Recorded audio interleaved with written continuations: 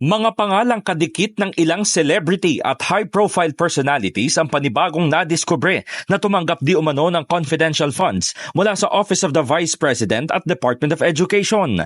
Isiniwalat ni House Deputy Majority Leader Paulo Ortega V ang mga recipients mula sa 612.5 million pesos na confidential funds na nagdudulot na umano ng pagkabahala sa authenticity na disbursements.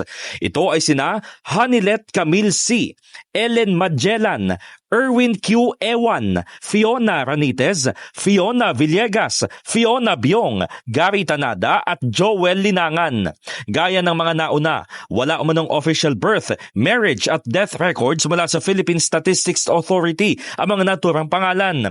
Mas lalo raw tuloy nagdududa ang publiko na sinadyang ipasok ang mga alias sa liquidation reports. Paliwanag ni Ortega, hindi nakakatawa at paulit-ulit ang paggamit ng mga pekeng pangalan na tila hinugot mula sa pelikula at showbiz.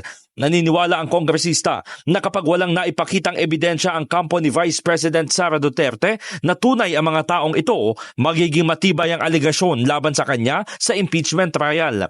Iginit pa ni Ortega na kung paulit-ulit na gumamit ng gawa-gawang pangalan ang OVP at DepEd, malaking problema ito dahil obligado sila na magkaroon ng journal na nagdodokumento kung ano ang tunay na pangalan ng mga ito.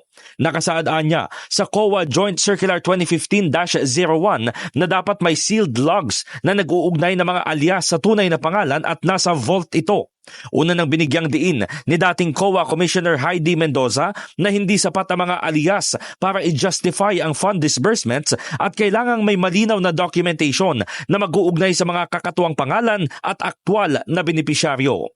In the heart of changing lives, ako si Brigada Haji Caaminio ng 105.1 Brigada News FM Manila, The Music and News Authority.